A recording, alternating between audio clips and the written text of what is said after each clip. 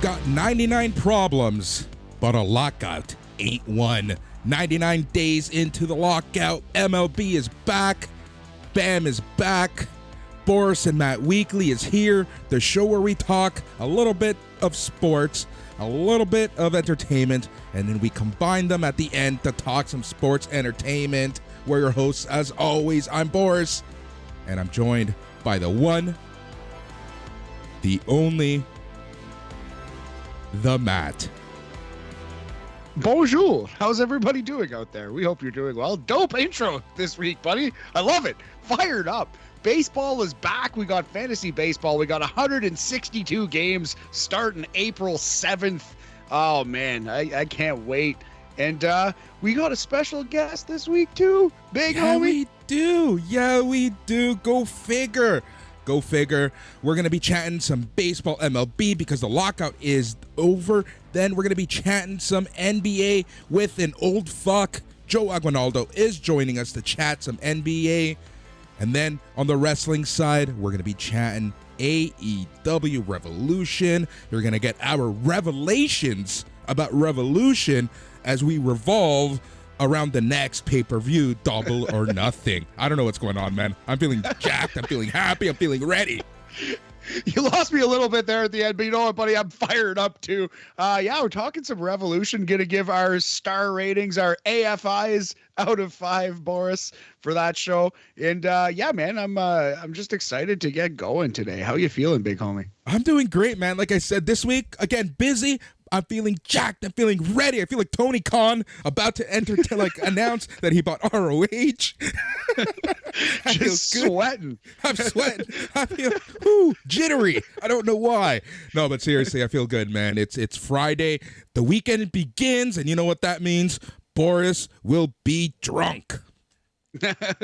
Possibly drunk already on this Friday morning. No, just kidding. But yes, no, go for it, big homie. I love it. No, but you know what it is? I am jacked. MLB is back. Jason Agnew and I were talking earlier about and we were like, whoa, I can't believe this actually happened.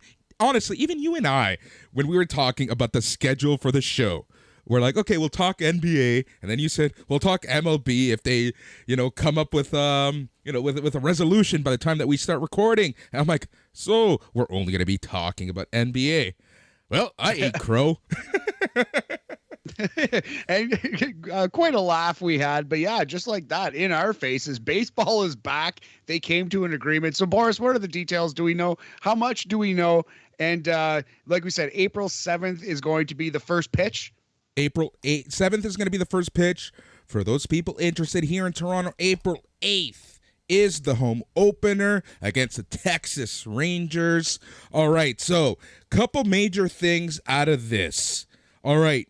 Post-season format, 12 teams. That's been decided.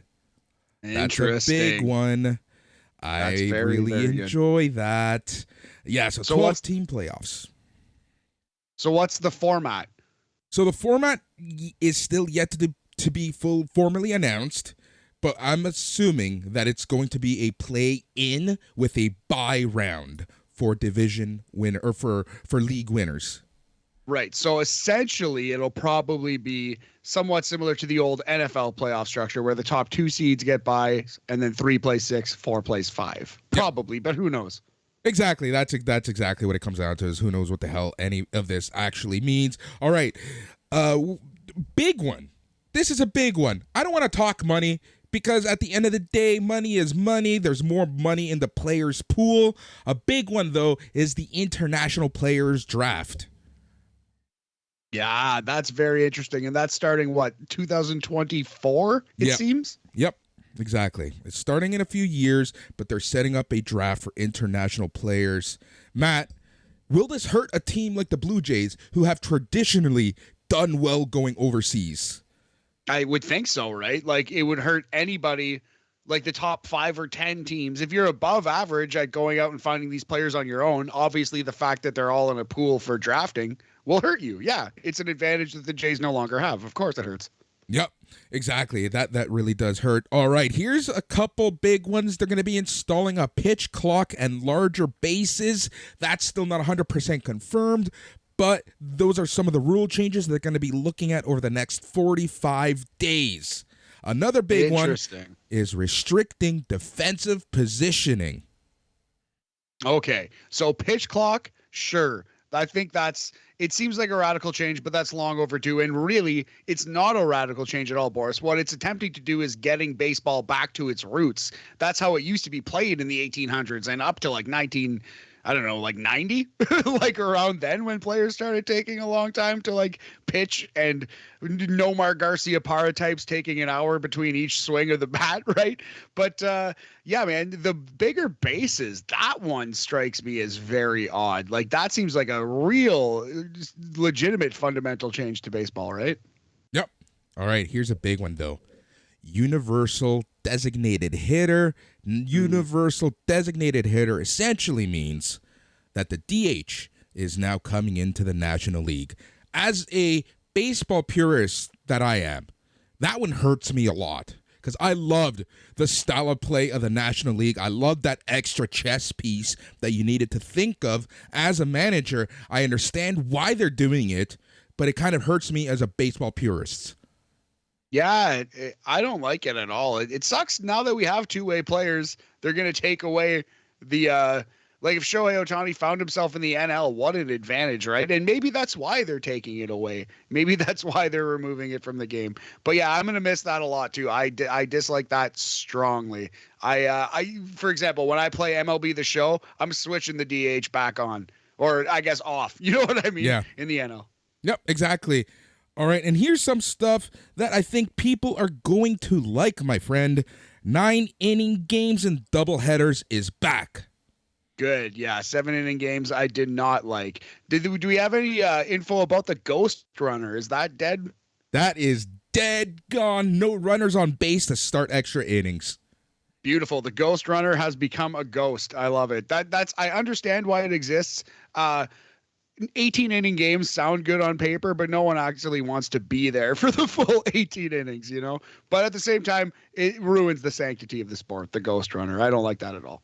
Yep. All right. Minimum salaries, we're looking at $700K, $720K, $740K, $760K, and $780K, depending on what year you are. A player can be optioned 5 times per year now. That's interesting. That's probably just good for flexibility. In terms of minimum salary, $750,000 a year is nothing to sneeze at, obviously. But if you think about how much baseball teams make, that still seems low. Yeah, I agree with you 100%. I agree with you 100% there. 100%. It does seem low, especially when you're like, and I know that these are starting salaries, but when you're a rookie making $750K, or in your 3rd, 4th year making just above that, and you have people literally making, $50 million. What the hell? In the league, because remember, I don't have the numbers in front of me, but MLB has literally broken records in terms of revenue over the past 3-4 years. Yeah, exactly right. Like, yeah, they're not hurting. Baseball is not hurting right now for money. So yeah, it's greedy that's the lowest number. I think the minimum salary should probably be around $1 million, but whatever. Yep, exactly. So having said that, as of last night, Thursday, March 10th, the free agency kicked off. Players can report back into the clubhouses. Trades are open. Things are going to get really hot really fast.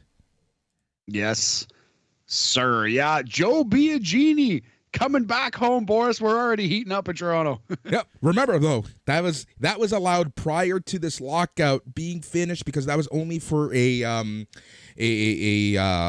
minor league contract. League deal? Yeah, true. Excellent point. That's fair. Yeah, I just wanted to shout out Biagini. Of course, I love Biagini. He's one of the funniest. If anything, I was talking with Jason, and it's, if anything, he should be like, if we're winning a game 10-0, that's when we put him in. That's funny, but I'll take that. I hope he does get some time. And yeah, we've already gone through the MLB free agents on this podcast in the past, so I don't want to do that too much. But just quickly, Corey Seager, Marcus Semien, Javi Baez, Max Scherzer, Robbie Ray, Kevin Gausman got signed, but there was a lot of people flipping teams. You know what I mean? It's going to be a very, very interesting baseball season. So much turnover, Boris. All right. If Freddie Freeman can come to Toronto, I would be a very happy man. Now, I understand that someone already plays in his position, but I think that he would be a huge asset, and I also still firmly believe that Toronto should make a very huge attempt at Clayton Kershaw. That would be interesting, man. Get some Kershaw in, get for a 1 or 2 year deal. Can Freddie play third or anywhere else in the infield, or is he strictly a first baseman? I don't know. That's the thing. I'm not too familiar with how much he plays, right? But right. let's be honest. Yeah. We need a third baseman and we need a second baseman. We're not getting anywhere with Biggio and Espinola. Well, Santiago was coming on, but is he an everyday, even like an average major league infielder? We'll see about Santiago. Biggio, same thing. I want to believe the jury's still out on those guys, but you might be right, buddy. You might be right. And maybe it would just be Vlad and Freddie splitting DH and first base duties if we do get Freddie in. But if Freddie could play a little third, or if Vlad is willing to go back and we're willing to try him again at third, I don't know. Vlad's a pretty good first baseman, though. I don't think we need Freddie Freeman. I don't know. There's something about Freddie Freeman that I really want. Basically, I want him out of Atlanta.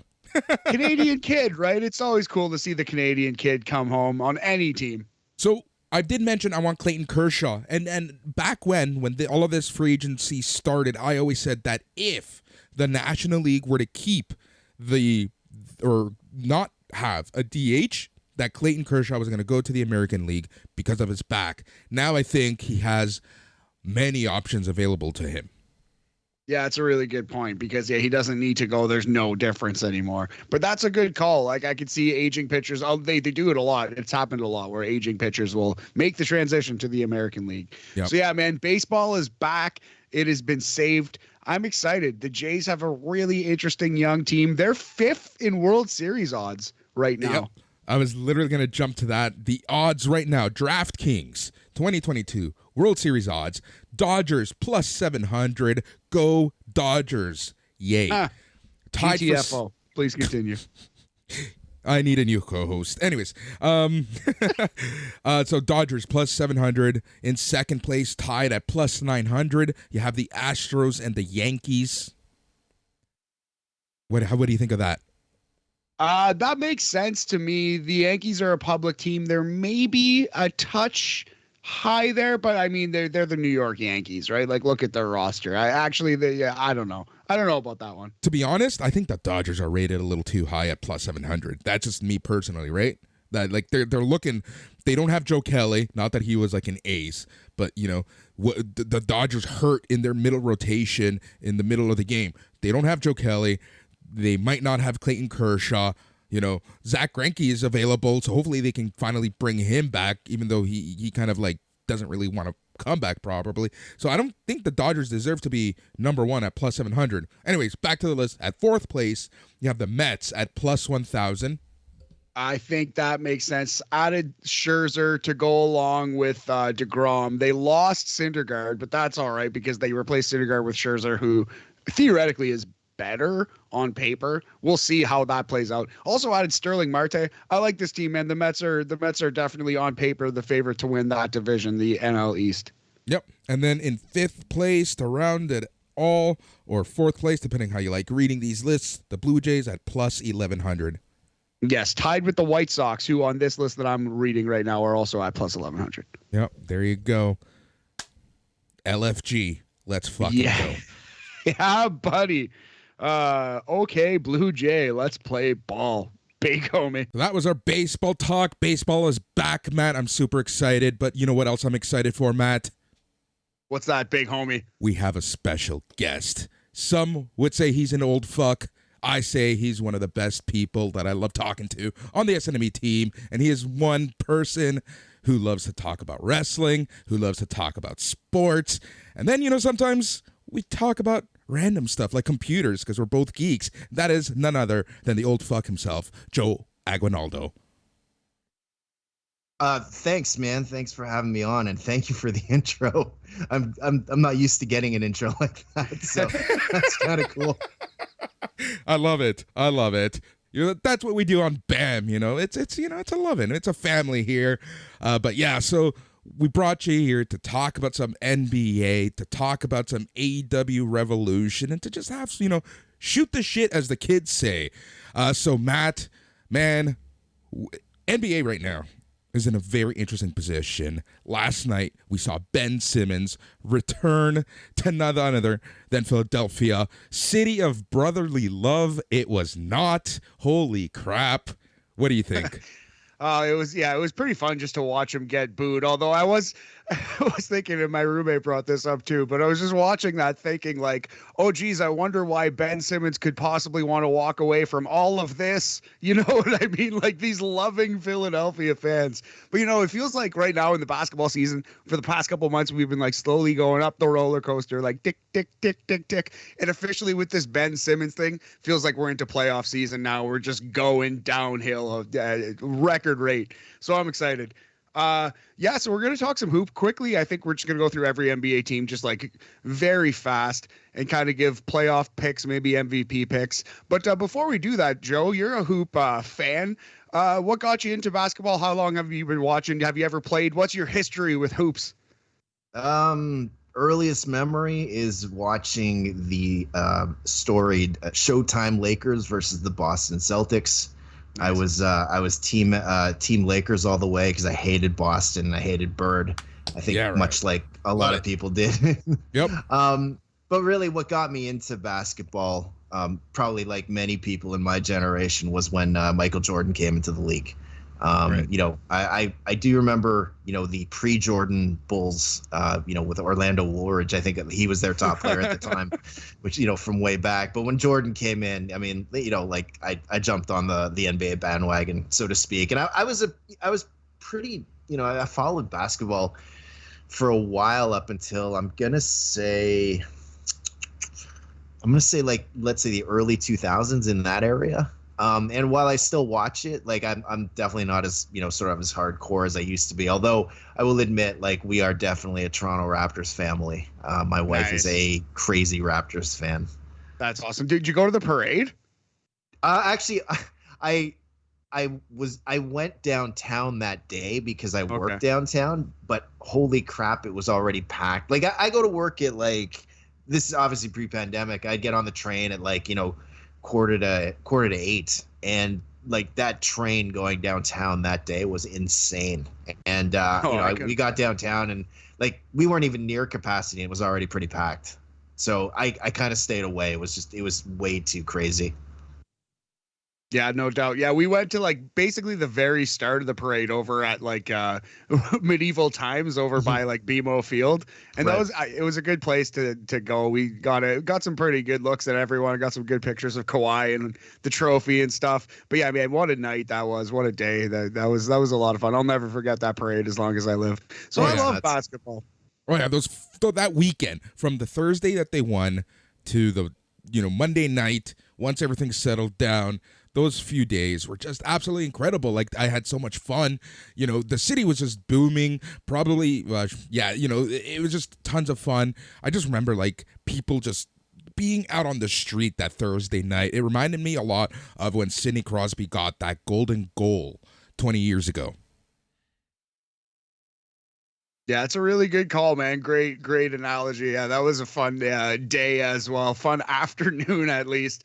But yeah, man, that parade was something special. Like just the amount of love, the outpouring of love for the basketball team, all ages, all races, you know what I mean? Just actually coming together. It was so cool in this time. And we seem after the pandemic further away from that now more than ever.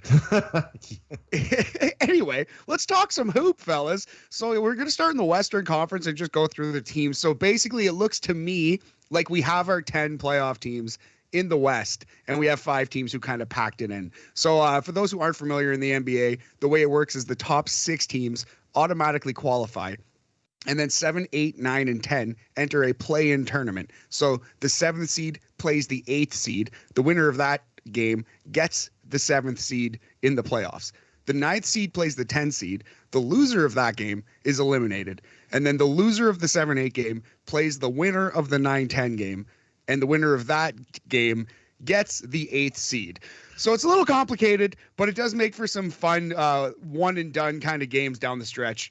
Anyway, so our 5 teams in the West that are eliminated: Houston Rockets at 15th, Oklahoma City Thunder at 14th, Sacramento Kings at 13th, San Antonio Spurs at 12th, Portland Trail Blazers at 11th.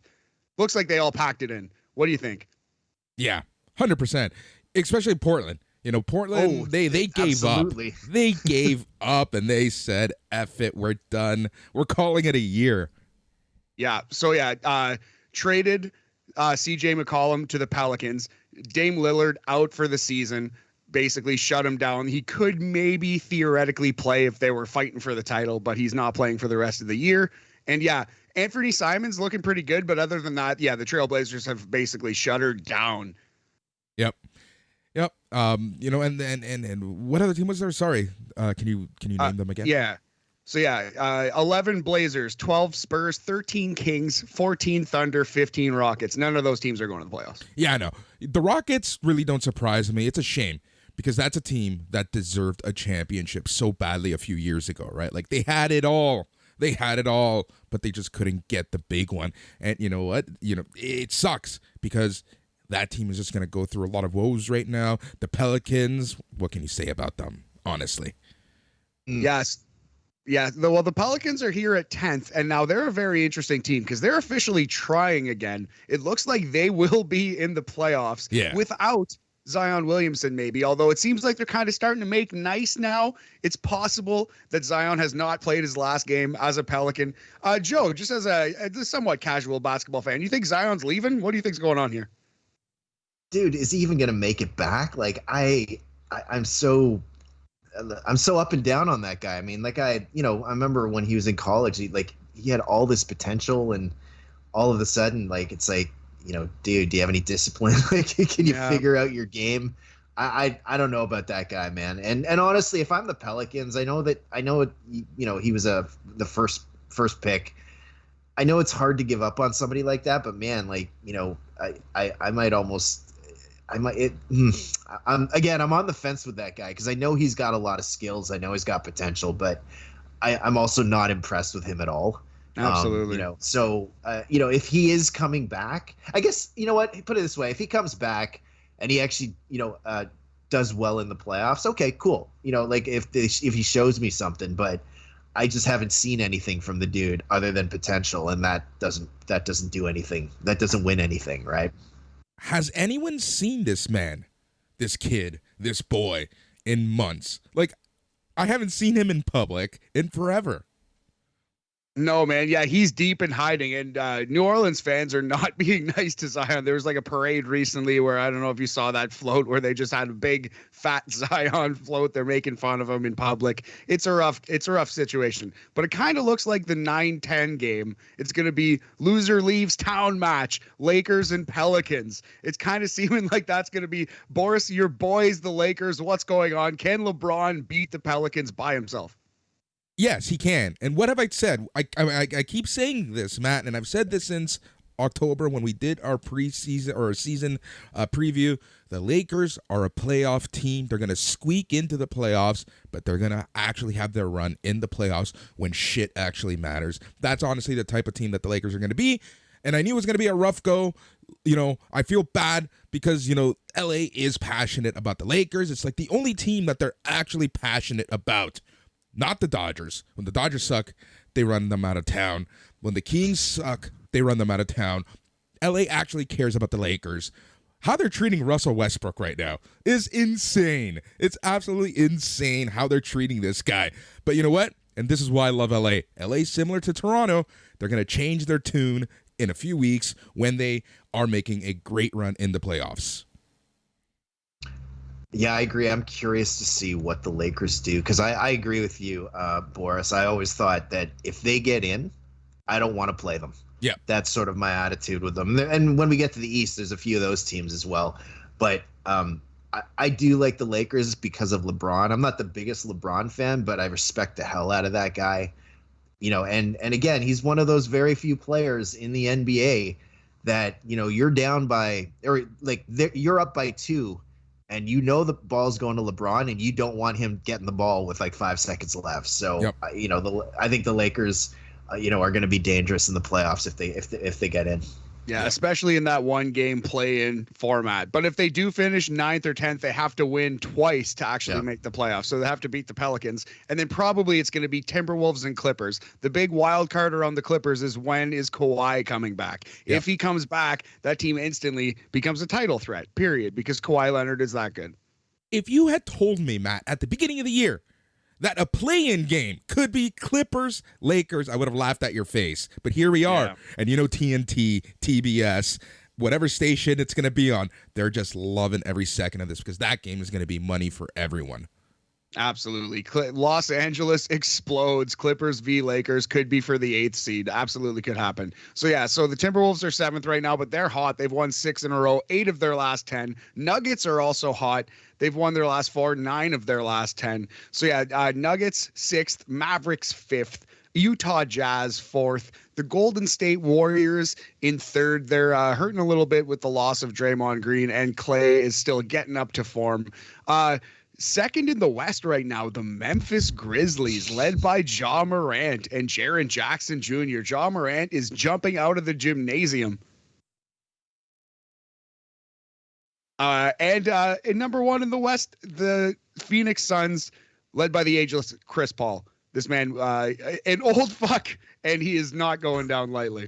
Yeah, honestly, like, who would have thought, that even 3 years ago, the Phoenix Suns would just, ruck shot against Clippers, and just be the dominant team in the West.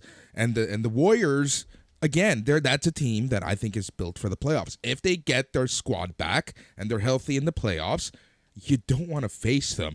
I'm telling you right now, the champion's going to come from the West.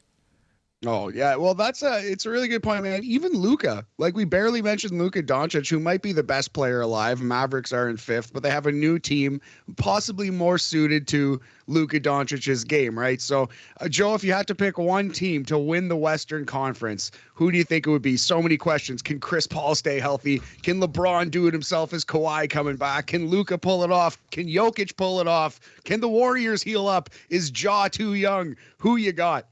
Oh man, that is such a tough question. But you know what? At this point, I'm actually gonna pick the Phoenix Suns. Like, they've got a great team, and like they've been to the finals, so they've got that experience. And I mean, right now to me, they're still like they're the far and away the best team in the West, regardless of whether or not whether LeBron is playing hot or Kawhi gets back or anything like that. But I will say my dark horse will be the Clippers if they get healthy and if they get Kawhi back. Yeah, absolutely. Makes a lot of sense, man. Well, we've seen Kawhi do it with the Raptors, although the Raptors, I do think the team that Kawhi had around him in Toronto is much better than the team that he has around him in Los Angeles. Well, you know what, though? I mean, didn't they just get Ibaka and Norm Powell and stuff like that? So it's true. They're getting some of the band back together. Exactly, right? Plus they have what's the point guard's name? I always forget the point guard's name. I don't want to say Paul George, I think it is. So again, if he starts playing well, if knock on wood, the Clippers look good too. But the other part about the Clippers though is like history's against them, because for whatever reason they just can't get to the finals. So I still think Phoenix though is far and away the best team in the West. And talk about a snake bit team. Boris, what do you think? Who's coming out of the West? Right, I'm going to have to say the Suns. I'm going to agree with Joe on that one, and my backup is going to probably have to be, I'm going to have to say Denver. Yeah, Jokic is looming, man. The Nuggets are scary, and that's a good pick. I think it's Jokic versus Embiid right now for MVP at this moment, and yeah, that's a really strong pick. I think I'm going to second you, Boris. I'm thinking Suns and dark horse backup pick Nuggets. They will go as far as Nikola Jokic takes them. Yep, exactly. So yeah, quickly, let's go to the West. It looks like only 3 teams have packed it in. Pacers, Pistons, Magic. They're done. They're playing for 2024 and beyond. We have the Knicks in 12th, who are still trying. God bless them. It's not going so well, but they are winners of their last 3 in a row. Do you think the Knicks will squeak into the play-in tournament? Yes or no? Nope. I'm going to say yes, but only because RJ Barrett used to go to my kid's high school, so we root for him. So I'm going to say yes, they're going to make it. But again, right. only because of RJ Barrett. So. All right, fair enough. Well, Joe, you need. I'm gonna be a stickler. I'm gonna get you to say 2 of these next 4 teams won't make the playoffs. Starting with the Wizards, the Washington former Bullets. Are they going to be in, Boris? Yes or no? No. No. Wizards out, currently sitting in 11th. They had a solid start, but yeah, they came back down to earth. A team that's kind of figuring it out after a bad start, the Atlanta Hawks, fighting their way back up to 500. Are they going to make it, Boris? I think so. I think they've been hotter. They've been on the hot streak. I think that they've kind of figured out what was going wrong that in the early part of the season. And I think Atlanta's a lot better than they are on paper, is what I'm trying to say. I agreed. I think the Hawks. I think they make that in, and then you can't root against, or you can't go against Trey in the playoffs. That dude's money. No, absolutely, yeah, man. And we've seen him do it before in college and in the pros. So yeah, yep. Trey Young is sick. Here's an interesting one: the LaMelo Ball-led Hornets. Are they gonna make the playoffs? Currently in 9th. Oof, that's a tough one, man. I'm gonna have to say yes. I think they're gonna squeak in. I think when it comes to win or go home, I think they can pull it off. Joe, what you think?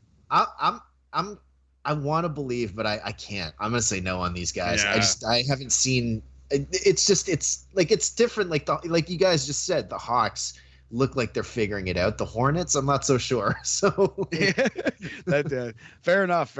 And the last team that I feel like is on the bubble in 8th right now, 33-33 before the Philadelphia game, the Brooklyn Nets. Yep. They got to make the playoffs, right? Like, there's no way they don't make the playoffs with Kyrie, with Kevin Durant, possibly, perhaps a second or 2 of Ben Simmons. Possibly. If they don't make actually, I'm going to say right now, if they don't even make the conference finals, I think Steve Nash or someone's getting fired, because this team was built for the finals, to make the finals. And like how we were talking about the Lakers in the West being a playoff team, to me, this is a team that if they get in, I do not want to play them. Especially if they're all healthy. That's just a scary proposition. There's a cursed universe out there where it's Nets versus Lakers final. That could easily happen. There's a world where that exists. Or neither of them make the playoffs. That could happen too. It's crazy. But yeah, so the Nets currently around that 500 level. That's where they've been floating recently. I think they will eventually have a healthy roster and do some damage in the playoffs. The Raptors currently at 35-30 in 7th place would be in the playoff, in the little play-in tournament thing. How do you feel about the Raptors right now? Do you think they'll stay in that play-in tournament? Do you think they'll do some damage? I think they are probably going to be in that play-in tournament. I like their starters I will put up against anybody, but it's the bench. You can't play your starters for 40 plus minutes every game, and Nick Nurse has been doing that. And look, like in the playoffs, you theoretically shorten your bench. Well, he's already playing a short bench. So I think the Raptors are going to be in the play-in. I think I want to say they're going to get into the playoffs, but man, like that's going to be a tough run for them unless someone on the bench steps up. I agree 100% with you, man. I've said it on this show in the past that, it's depressing almost, but it happens that we've gone from one of the best benches in history to this non-existent bench, and it really sucks because Raptors traditionally, the style of play that we've had, we've relied on the bench so much. So it really sucks seeing this and seeing the starters literally play 40 plus minutes. It's insane. They're going to be exhausted come playoff time, whether it be the play-in tournament or the actual playoffs. So, you can't rely on this. And here's a scary part. If you take a look and you do kind of like a lessons learned on the season, this strategy even though it's the only strategy that they really have to get wins, this could cost Nick Nurse his job.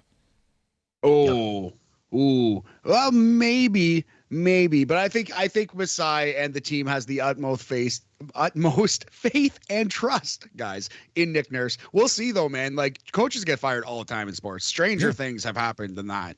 Oh, I mean, look at what happened to Dwayne Casey. Didn't the guy win coach of the year, and it was like, see you later, pal. Yeah, yeah. But I actually defend that decision. But yeah, agreed. He won the coach of the year trophy and was fired in the same year. So that's crazy. Brian Flores and the Dolphins. Oh my God, that one is that one I do not agree with at all. Anyway, that's a 2-hour podcast right there, buddy. Number 6, the surprise of the NBA, and 6th in the East, led by probable rookie of the year Evan Mobley. I gotta think the Cleveland Cavaliers. Yeah, I'm shocked, honestly. It's crazy to see Cleveland actually do well without LeBron. I know it's possible, but in 20 years. In 20 years without LeBron, how many times have they made the playoffs? So seeing this right now, it's good to see because they're moving on. But, I think that the team is too young. So if they do make the playoffs, I don't think they're going to get too deep. I agree with that. I am shocked that they're doing well, and pleasantly shocked. I don't mind Cleveland, but yeah, when they get in, usually, a young team, at this point, they would be playing, let's see, 1, 2, 3. They'd be playing, I guess, the Bulls if you go by, this. No, not the Bulls. Sorry. They'd be playing the Sixers. Yeah. And I would not like the Cavaliers' chances against the Sixers if it gets to that. That's an interesting series, though, because we've seen James Harden played bad in basically every big game he's ever had to play. And the Cavaliers are so young. They don't know what they don't know. You know what I mean? Yeah. They're the team that could shock a team like the 70s. That would be a very interesting series. I love the NBA playoffs. They're pretty good. But yeah, so the top 5 in the East, the red hot Boston Celtics looking like they figured it out. The DeMar DeRozan led Bulls, DeMar DeRozan having his best year, MVP candidate, along with Embiid, who is on the 76ers with James Harden now. In second in the East, we have the Bucks led by Giannis, who might be the best player in the world himself. And in first in the East, we have the Miami Heat. Heat culture, Kyle Lowry, Jimmy Butler, Pat Riley, all your favorites. Yep. Yeah, the Heat, it's hard not to pick the Heat to get out of the East, right? It's how could you not? Looking at their team, as a starting unit, as a team, they probably have the best team chemistry, but those Bulls, if there's a team that can come back from 20 points down, if there's a team that can outlast you, if there's a team that can be master of their own domain, it's the Chicago Bulls. Yes, I use that. I saw that. You went for it. You really did. All right, so we'll start with me this time. I'm gonna get my pick in. For the East, I think last night's game, Nets-Sixers, is an Eastern Conference Final preview. I think that's going to be the Eastern Conference Final. And man, this is not saying I love what Brooklyn did. This is not saying I'm a huge Kyrie fan or a particularly big Ben Simmons fan, but I have such respect for Kevin Durant. I have such respect for his game. I think he's the best player alive.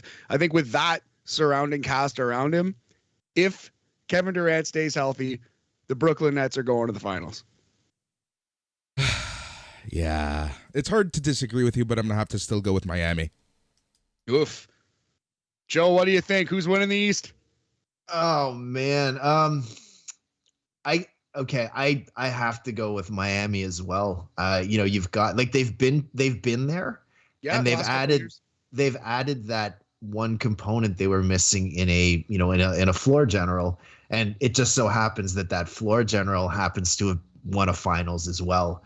Now, that said, though, your thought about the Brooklyn Nets, man, to me, that I think okay, again, assuming that the standings stay the way that they are and the Nets play the Heat, if the Nets beat the Heat, the Nets are going to the finals. That's sort of the way I look at it. Yeah. Because KD, like you said, is he's amazing.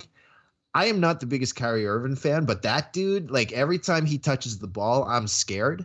And if Ben Simmons can play anywhere near what he was supposed to be, That's a scary, three players, because like the one thing with Ben Simmons is that now he doesn't have to be the guy. He's already got the guy there. So everyone's going to be concentrating on him. Ben Simmons can just play. Oh, you know what? I'm going to get all the garbage points here. He's going to get whatever his 20 points on offensive rebounds or something like that. Right. So I'm going to pick the Heat, but I would not be shocked if the Nets win the East either.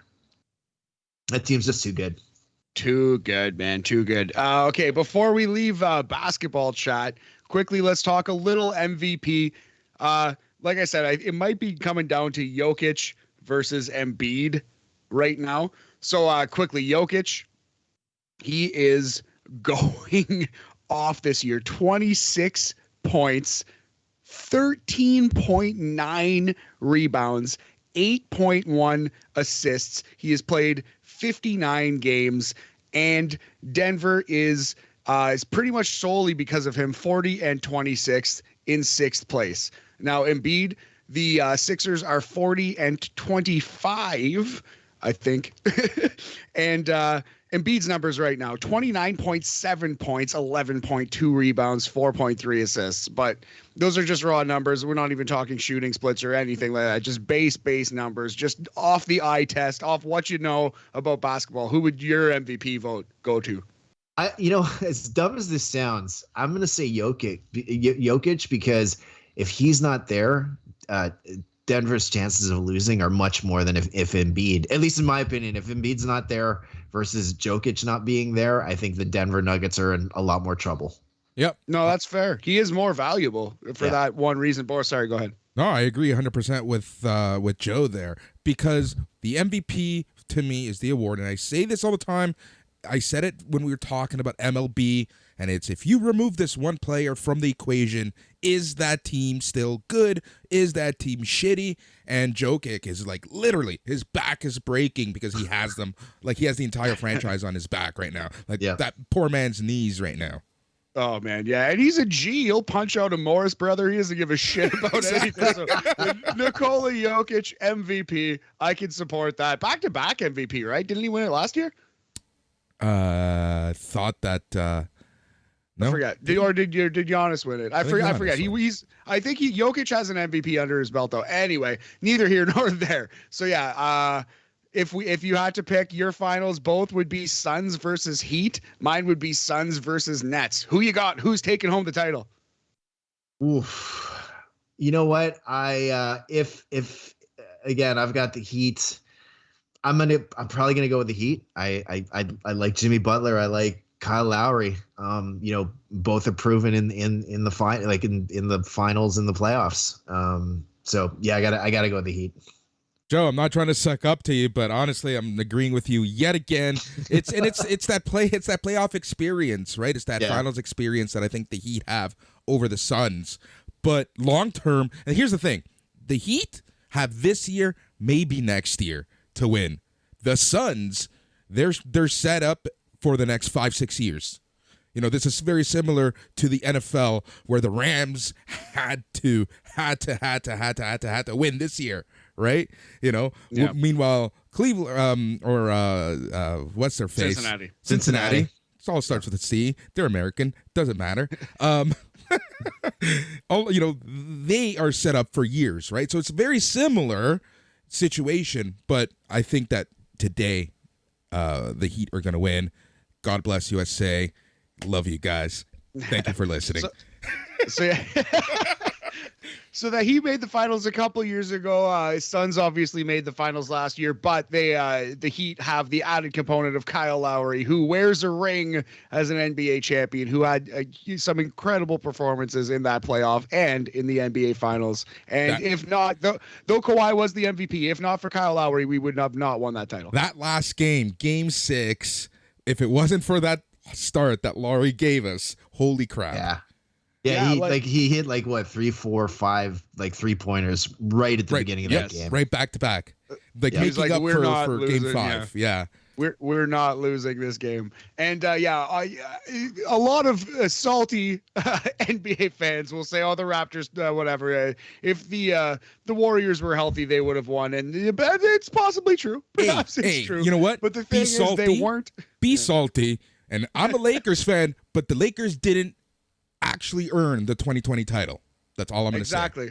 And my point in bringing that all up is somebody has to step up. Somebody has to be the guy. And there will be a man who the record book shows was the guy who won that title. And in 2019, it's Kyle Lowry. He was the guy who stood up and was slaying motherfucking dragons with his sword. So Kyle Lowry has the experience. I like where your guys' heads at. Having said that, I think Brooklyn wins the title and we all learned the wrong lessons out of this NBA season. Exactly. Just buy a title, and Kyrie Irving gets to just continue being Kyrie. I think that's how this plays out, unfortunately for the world, perhaps. But I love Kevin Durant, so I'll take it. Yep, exactly. It's kind of funny how the world works like that, especially sports, right? Like, how many people who didn't deserve titles actually got them? It's happened a couple of times. Peyton Manning, cough, cough. Yeah, exactly. Exactly. All right, man. All right, so there is one last thing before we jump to wrestling that I want to talk about, because we're talking about booze and returns. Las Vegas Golden Knights last night played in Buffalo, and oh man, Matt, this was a big deal. Now, when you said booze and returns, I thought you were bringing some empties back. But yeah, no, booze as in like jeers from the crowd. Jack Eichel, his first game back in Buffalo. And yeah, Buffalo fans, I don't know. They're not exactly Philly fans, but maybe not the classiest. Like, I don't understand a Buffalo Sabres fan who's mad at Jack Eichel. I think it just goes to show you they don't know exactly what went down, you know, how the guy was looking after his own health. You know, this is a guy who literally put his health above everything else, and his team let him down, and so he had to leave, get his health addressed, and there he is, and he's back. Yeah, so for the listeners, for anyone who doesn't know, a quick synopsis of the Jack Eichel situation is he was selected very high in the draft, I believe number 2 to Austin Matthews in 2016, I want to say off the top of my head. And he's supposed to be a sick player, and he was very good, but he got really badly injured and needed neck surgery. The Buffalo Sabres did not want him to get neck surgery because it's a risky proposition, but Jack Eichel basically knew that he needed it and demanded it and kind of was like, I'm not playing until I get this. So they were at an impasse. Buffalo ended up having to trade him, and he got the surgery, and he's back on the ice. And it seems like all is well. He's now a Vegas Golden Knight. So, if you're a Buffalo Sabre fan, I get being upset with the situation, but I don't get being mad at the player or the person, Jack Eichel, you know? Yeah, everyone knows I hate Buffalo and the Bills. Buffalo can screw it. Joe, any thoughts on Boris's comments this evening? Absolutely not. Although I do agree with you. I know a little bit about this Jack Eichel situation, and look, I at the end of the day, root or boo for your sports teams, but you can't root or boo for a human who's just trying to do the best, the best for him, like himself, and the best for his situation. I understand that they're mad at the situation, but to boo this guy because he wanted to get neck surgery because, he was injured, I got a problem with that. Yeah, big time. I think we're all in agreement on that. So, do better, Buffalo Sabres. and the city, the fans, come on. That's what it ultimately comes down to. Just do better. Right, we're going to jump into sports entertainment, and it's great that we have one of the old fucks here on the line, because we're going to be chatting all things AEW Revolution, because we are the young guns who love throwing rating systems and ratings to matches. So, Matt, we are going to be rating and reviewing AEW Revolution from this past weekend. But before we do, Joe, everyone heard your thoughts. Can you summarize how you felt about the pay-per-view? Overall, I thought it was a thumbs up pay-per-view. I thought it was pretty long. The 4 hours, 5 hours, including the pre-show.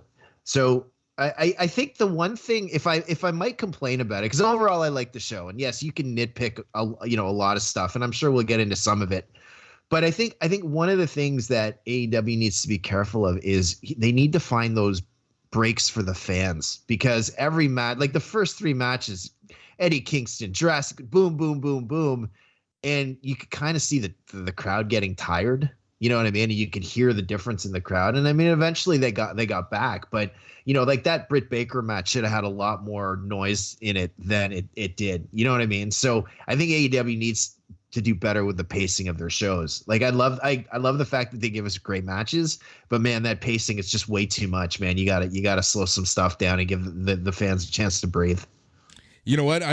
That's the problem when you honestly listen to the fans. Sometimes you can listen to the fans a little too much and give the fans a little too much of what they want.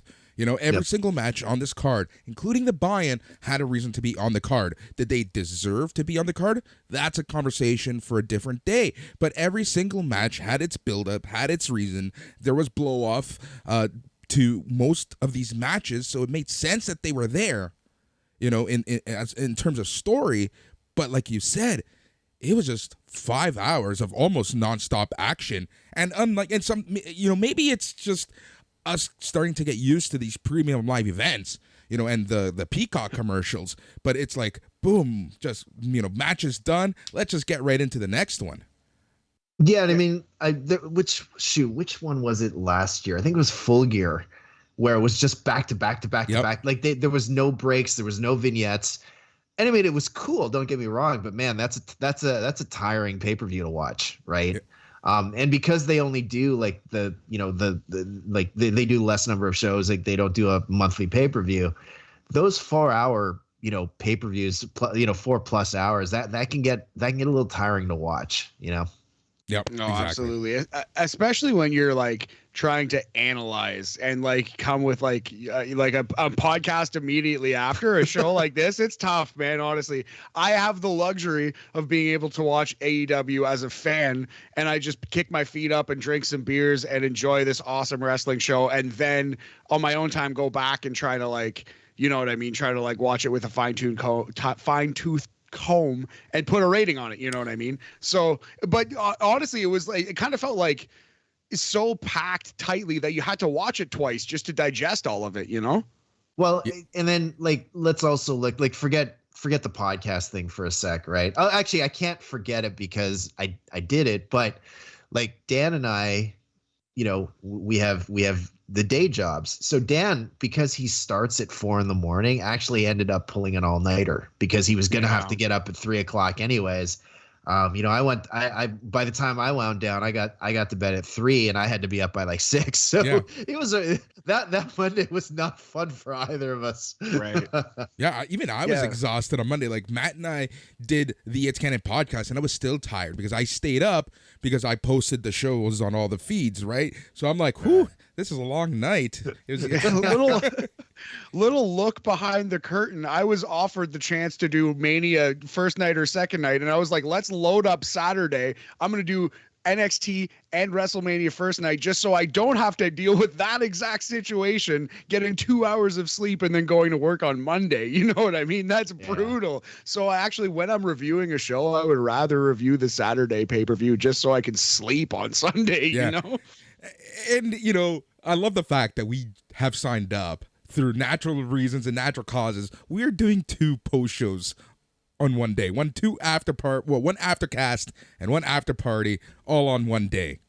April 2nd, baby. Yeah. That's going to be our marathon. That's going to be our AEW Revolution right there, buddy. That's the day Boris finally snaps. Oh, man. All right, so... Okay. Yeah, Matt, what did you think of the show? This thing. I really liked it, but again, like it was lost on me a little bit in the moment how good it really was, because I was, I was drinking beers with my roommates and I was having a good time and I wasn't watching it super closely. I was just kind of like, by the end especially, just kind of like, watching it, like half watching it almost, but just watching it as like a casual fan, right? So having gone back, I was kind of blown away. I watched the whole thing again today. And it was like really, really, really good. I thought there were some incredible matches, but in the moment, and even watching it back again, it was like very long. Like I took a break in the middle, you know what I mean? It's a very tough watch in one sitting, but in chunks, incredible. Yep. All right, we're going to start with the buy-in. We're going to start rating matches. We're going to start with the buy-in. We're going to say a couple sentences each, and we'll, kick it off with the legit Layla Hirsch versus Chris Statlander. FYI, if you are in Mississauga or the GTA, Layla Hirsch is going to be at Gotham Central Comics. That's Saturday, March the 26th. That's Saturday, March 26th. The legit Layla Hirsch appearing live and in person for an autograph session. Matt, let's kick it off. Yes. Okay. So yeah, Layla Hirsch pins Chris Statlander with a top rope moonsault. 9 minutes and 50 seconds. I think it was one of the worst matches on the show, but still very good. It was a perfectly fine YouTube opener. Yeah, it was all right. Yeah, I agree. All right. I gave it 3 AFIs out of 5, a 60% Girls Gone Gray percentage. What do you guys think? You know what? Honestly, that sounds about right. Like it was. Yeah. I like the fact that Layla won because I like this heel turn. But yeah, it wasn't like the greatest match in the world. But it wasn't horrible, and it was good enough for the buy-in. Yep. Yeah. All right, we're gonna move into Hook versus QT Marshall.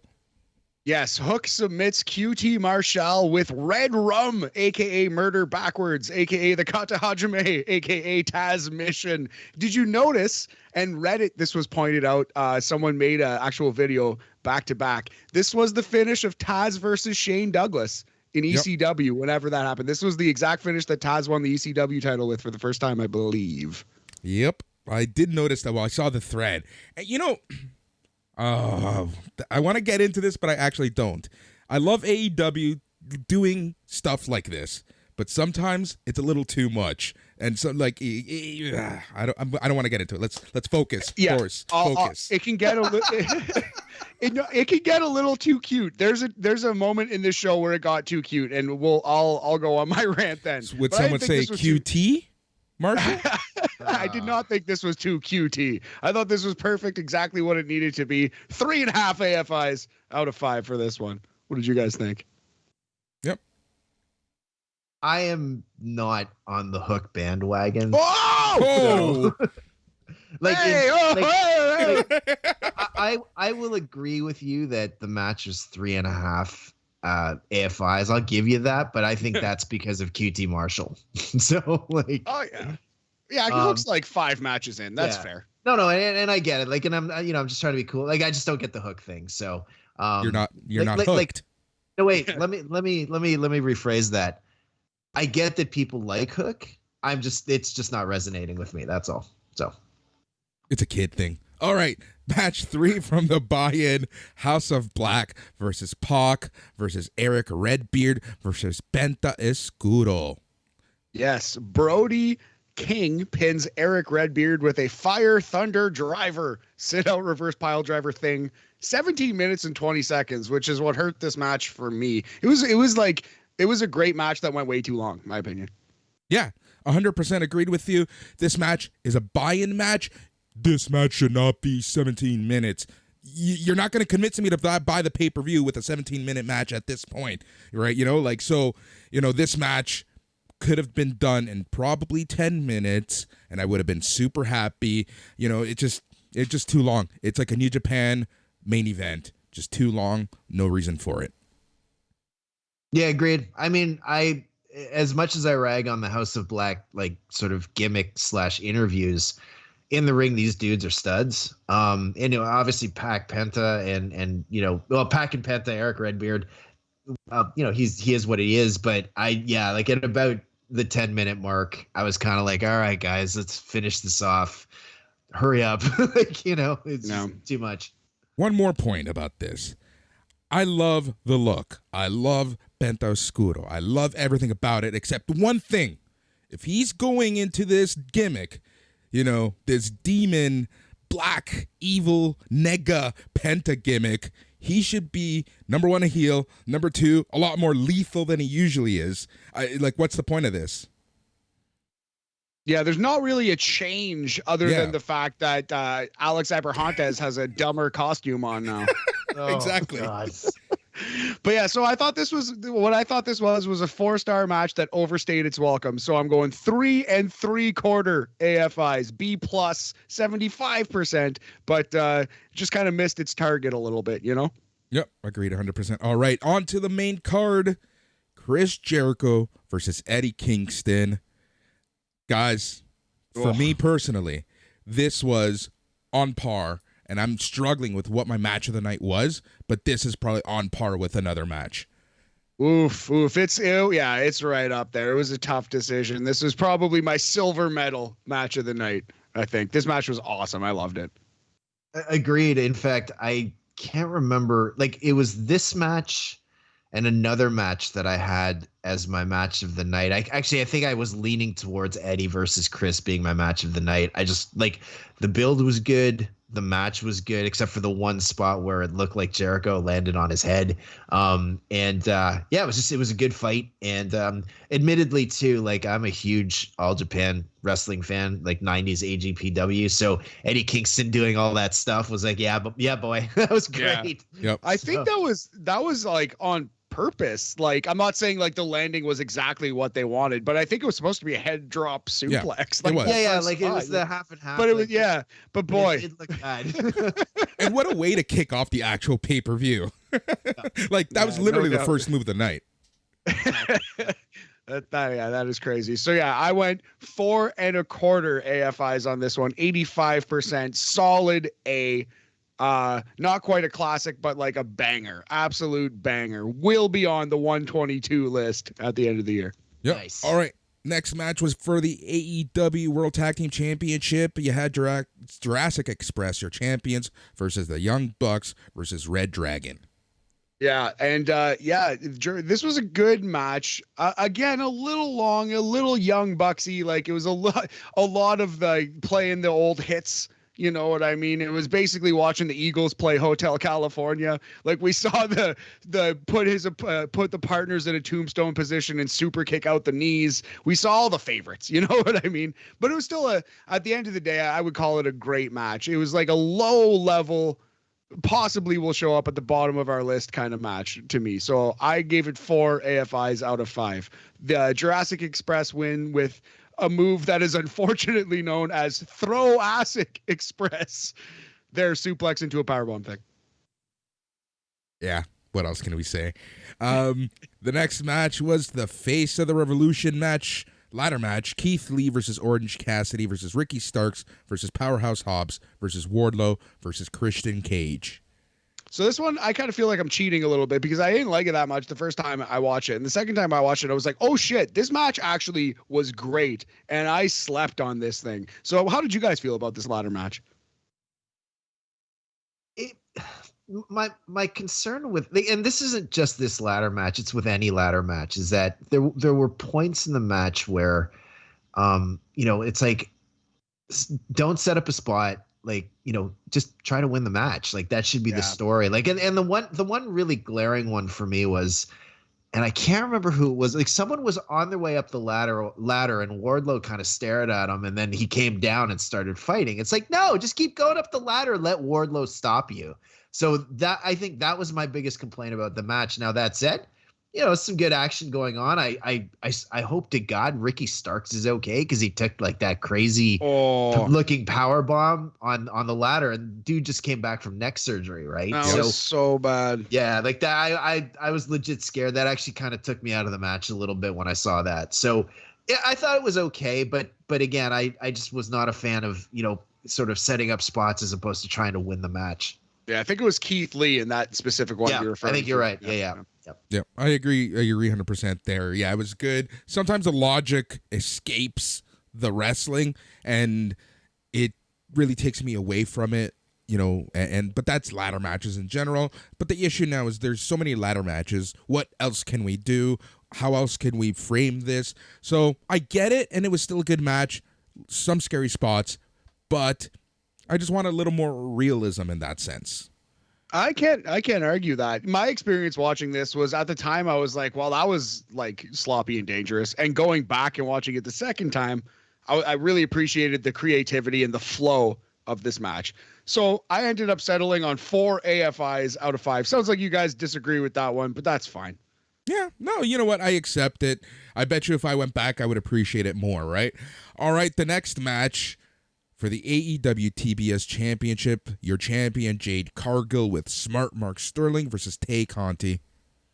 Yes, Jade pins Ty Conti with Jaded, the old bitch clamp, the glam slam, the double chicken wing face buster maneuver. Yeah, it was like 6 minutes 50 seconds. This was a weird match. I really liked the last like minute or so. I thought was pretty good, but very very kind of weird match here. Yeah, this match didn't need to be on the card. Again, going back to my previous statement, I understand why it was there, but there was no reason for this to actually be on the card this night. You know, you could have taken this match and replace it with Wednesday's heavyweight championship match, because that match had no reason to be on Dynamite. In my opinion, this TBS championship match had no reason to be on the card. The card was full enough. How about this? Take this match off the card, or a match we'll get to later. Take one of these 2 matches, either this or the trios match, we'll just say it, off the card, and instead give the FTR fires Tully Blanchard thing like 7 to 10 minutes to breathe. Give them like an actual promo out in front of the fans, a little second to like get that breather, maybe go to the bathroom, get a drink, whatever, right? You know what? Exactly. Because, like, I know where they were coming from with the Tully Blanchard stuff, but it really reminded me of the Authors of Pain firing Ellering. I don't even remember that, to be honest. So the way that happened is when they debuted on Raw, after the match, they literally said no, and they just walked up the ramp alone. Oh, yeah. That's right. Yeah.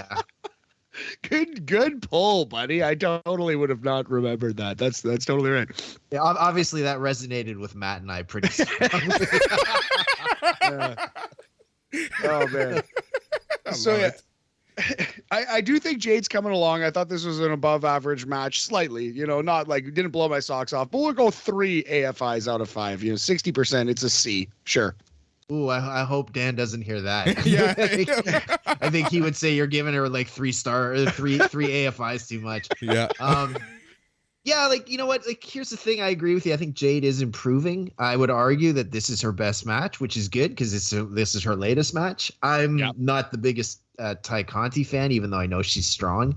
And I agree with you. I think like that last minute was actually pretty good, but you know, getting there took there was some sloppiness going on there too. So, yep, yeah, for sure. Speaking of sloppiness, but in the actual brutal sort of way, my match of the night, the dog collar match, CM Punk versus MJF.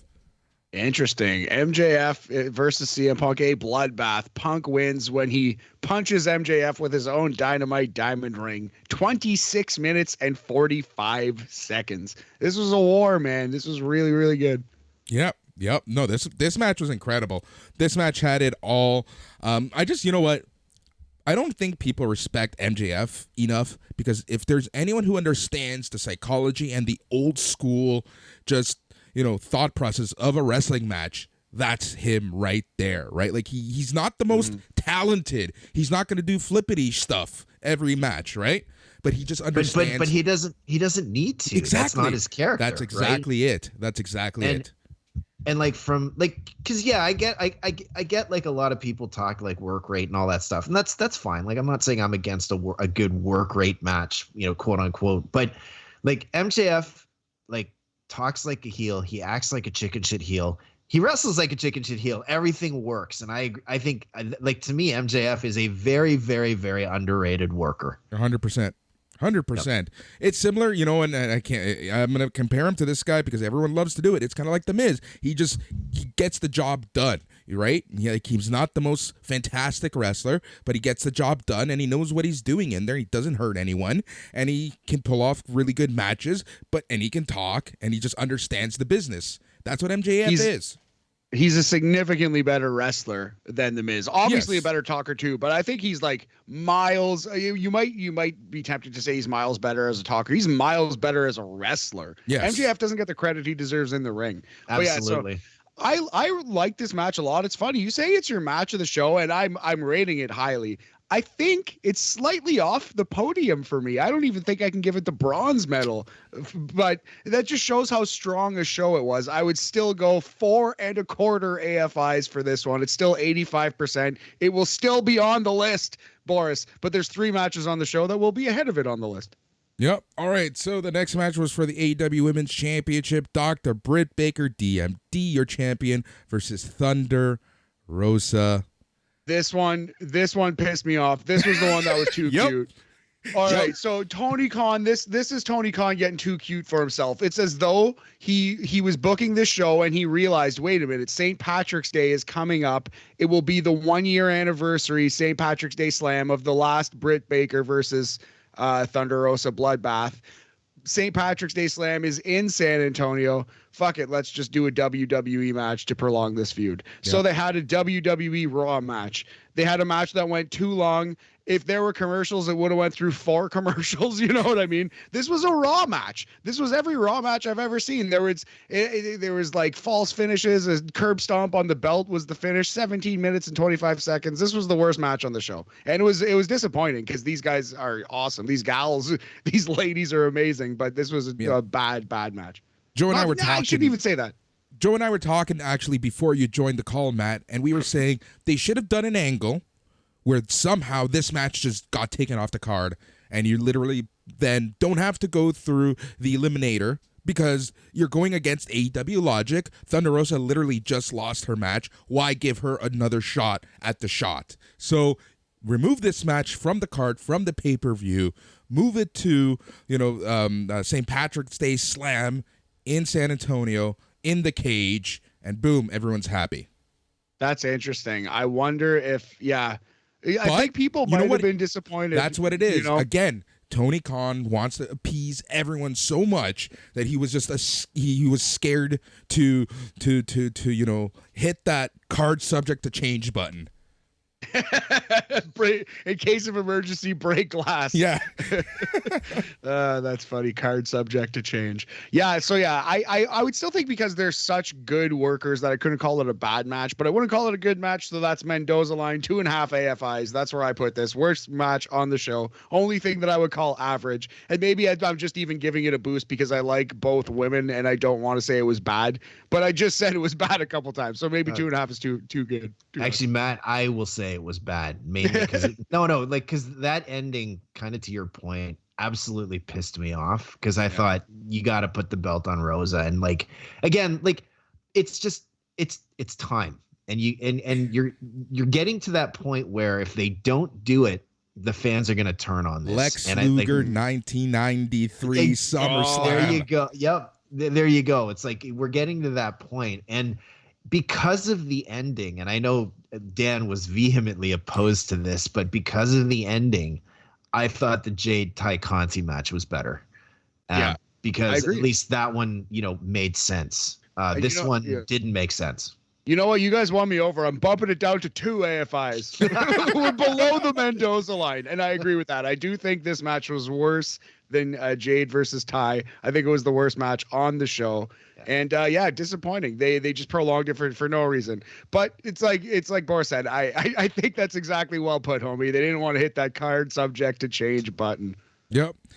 WWE, that button's like overused. It's so used, it's pressed it's down. Worn out. You can't even read the writing on it. Yep. All right. The next match was the 6-man tornado tag match. Matt Hardy, Andrade El Idolo, and Isaiah Cassidy versus. No. Oh, no. What? Oh no! Fuck! I just missed. Oh, sorry.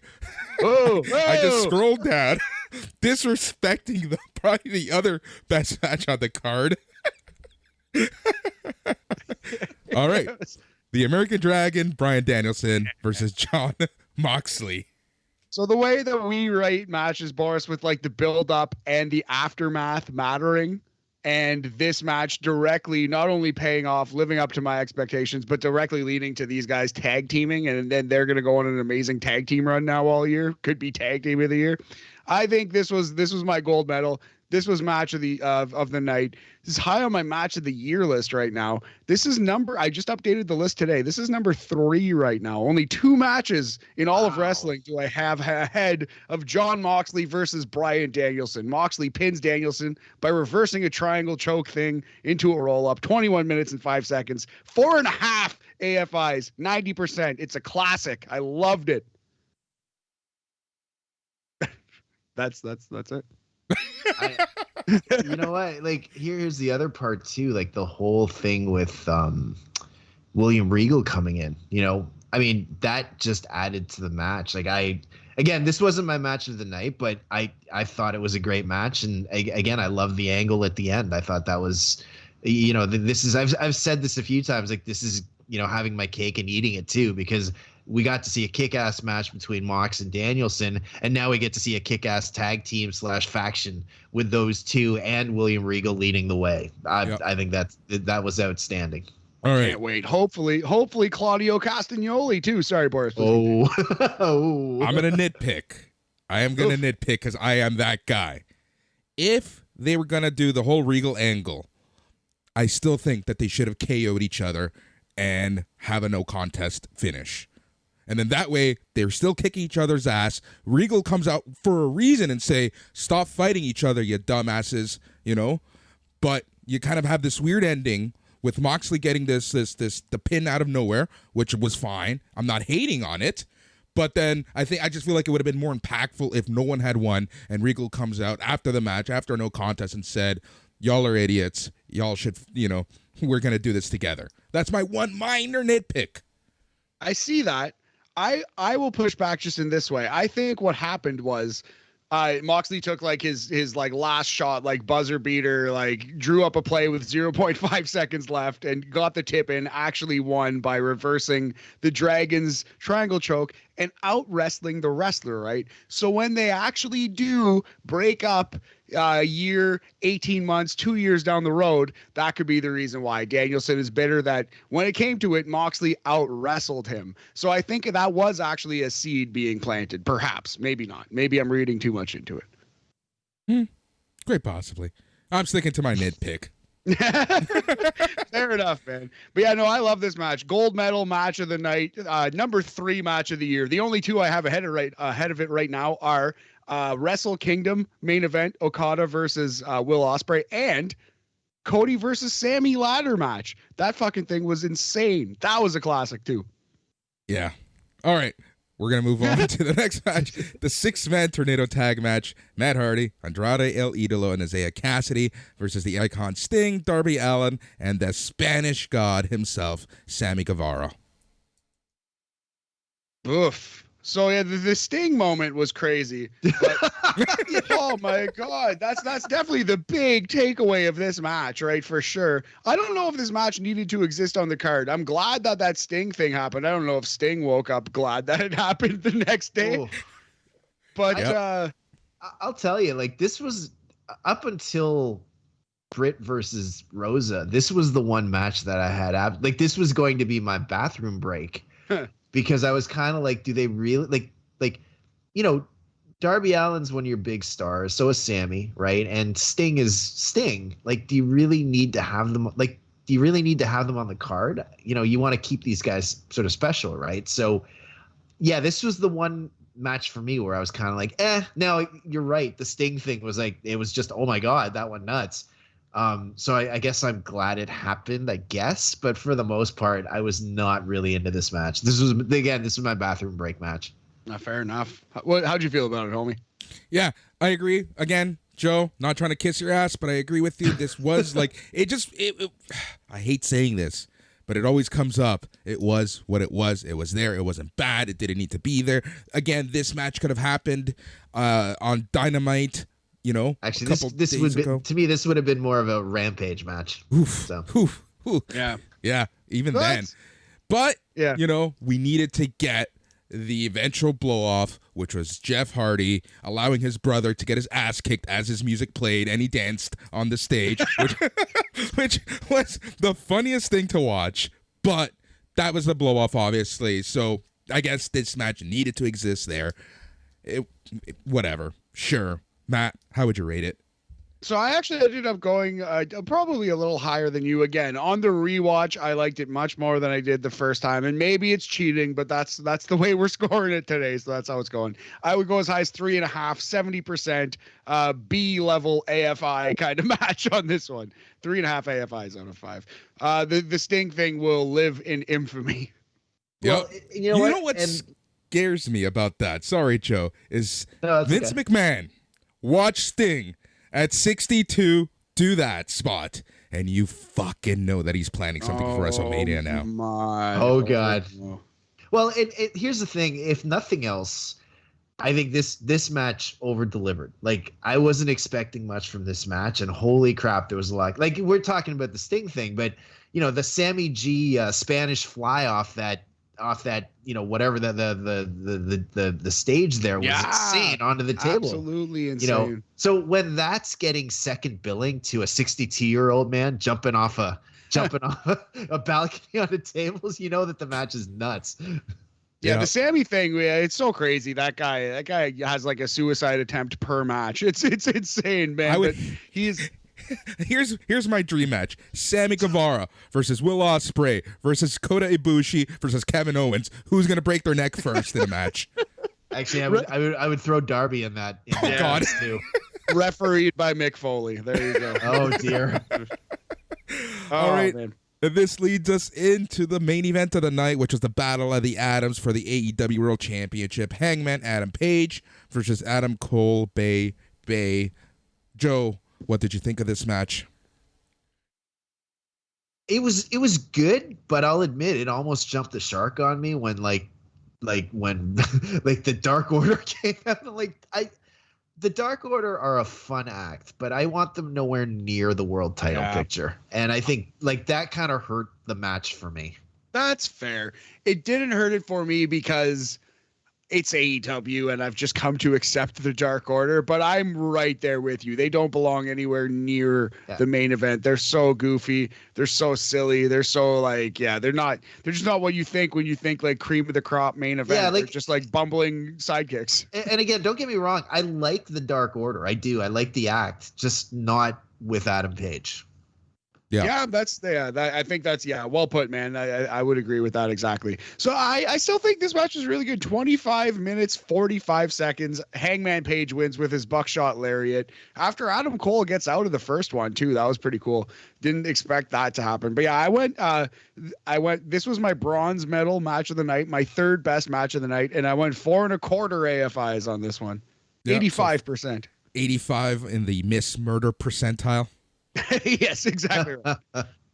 That's awesome. No, honestly, it was such a good show. You can complain about the length, you can complain about so much, but at the end of the day, thank God for AEW and thank God for these pay-per-views. I'm so glad they exist. Pro wrestling's back. Like CM Punk came out to his old song. If you knew that, if you got that reference, that's an awesome little Easter egg. And if you didn't, you got an opportunity to learn about some history. And maybe you're more interested in checking out Ring of Honor. Maybe you're more interested in learning more about the history, the heritage of your favorite wrestlers. Man, I'm so glad AEW exists. It's wrestling by fans for fans. Yeah, I agree with you 100%. Joe, thank you so much for sticking around, for chatting with us. You might as well stay till the end of the show because all we have left to do is talk about what's coming up next here on the SNME Radio Network. It is Friday, so that means that tomorrow is Saturday, and you get not one, but two shows. You get the Smack Daddies talking all things SmackDown. Then at night, you're going to be getting your Rampage rollout from Dark Side of the Elite. That leads us straight into Sunday with Mike McGuire coming at you with Sunday Night's Main Event, the flagship show. And this weekend, we have a huge interview with the NWA champion himself, Matt Cardona. I'm really looking forward to that one, guys. Can't wait to check that out. Yeah, that's a huge get. Mike doing some huge things. So dope. And if you haven't yet, check out the full 2.0 interview on YouTube. You can see it with video. That'll be it's definitely a fun watch. It's definitely worth your time to see the whole conversation. And Mike actually asked some of the questions that were on the Facebook thread, so you can see if your question got asked. Exactly, and that's the beauty of this. You know, we always have threads up before an interview, so go join the Facebook group if you're not part of it. Go on Facebook, go search SNME Radio. You'll see kind of what's coming up. You'll get to interact with us during the shows. Go to YouTube. Make sure you hit that subscribe button. Can't believe I'm actually saying that, but here I am actually saying, hit that subscribe button that you see below, or whatever the hell these YouTubers say, these young kids say. Anyways, Matt, thank you so much. Joe, awesome to chat with you. Always love being able to podcast with you and talk about some wrestling. And today we got to talk some sports. It was a good one, guys. He's Joe. He's Matt. I'm Boris. Adios.